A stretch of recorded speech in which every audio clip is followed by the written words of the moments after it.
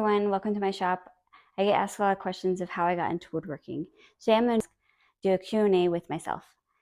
Let's get into it. How'd you get into woodworking? How I got into woodworking was I had made a promise when I was really young, I'm maybe 12 or something, with my mom that she wanted new kitchen cabinets. And so I promised her that I would make her some kitchen cabinets when I grew up and got a little older. And so the time came, no one believed me that it would happen.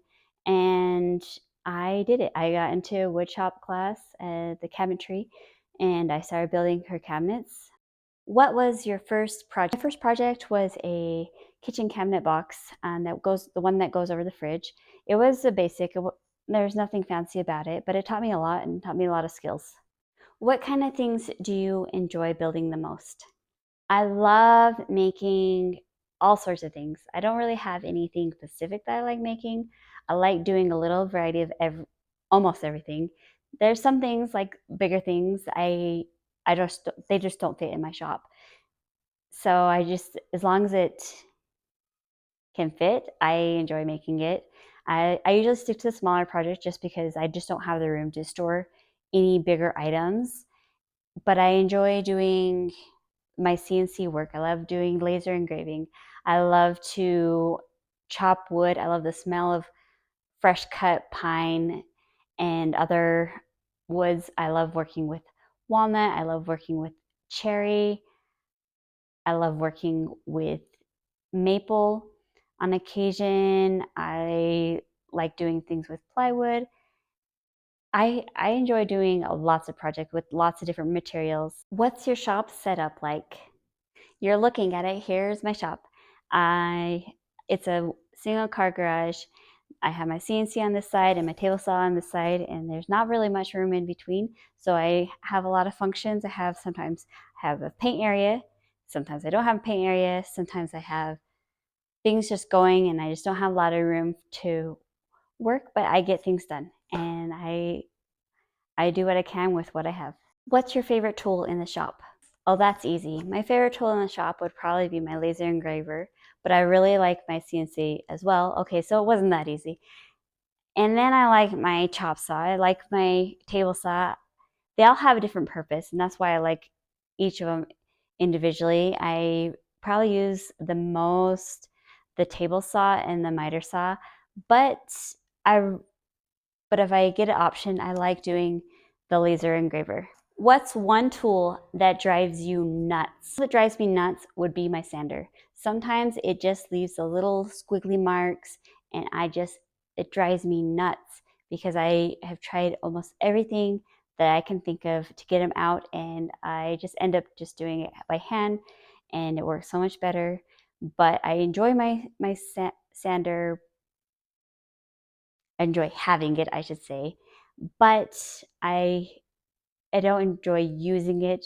One, it's sanding is monotonous. Two, I, it has issues. Where do you find project ideas? I find my projects online a lot, through Pinterest, through Etsy, through other creators. They inspire me and I want to make my own, or just through things that I need to get done. What's the hardest project that you've ever taken on? The hardest project that I've probably taken on was probably the second round of my mom's kitchen cabinets, because she expanded her kitchen and so she needed some new ones, and that was probably my hardest because it was a big project and I didn't have a lot of room and I didn't have a lot of tools at the time. Ever make a big mistake? Oh, have I made a big mistake? I make mistakes all the time, but the most important part is fixing them and doing my best. If I can fix it, I'll do it. If I need to redo it over, I'll do that. But there's nothing that really stands out completely because I make them so many times. But the moral of the story is just measure 3 or 4 times, maybe, and then cut once. And make sure you have the right measurements, because nothing's worse than cutting too short and you don't have any more wood. That is the worst. What advice would you give new woodworkers? Start with what you have. If you don't need the big fancy tools, that comes as you grow and you develop yourself and have a budget for it. Don't go out and buy the biggest expensive stuff. It just doesn't make sense. There's plenty of things that work just as well, and eventually you can get the nicer stuff, but don't buy it now.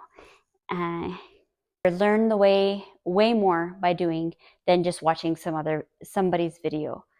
Just go out there and make and create, and that's the best thing I could tell you. If you had unlimited time and budget, what would you make? If I had unlimited time and budget, I would have a bigger shop with all the bells and whistles, a place for everything, so I'm not always tripping over myself with, oh, I can't work on this because now I have paint drying or other things. But I would really love a bigger shop so I can expand and not have everything so crowded. That would be nice. But one day.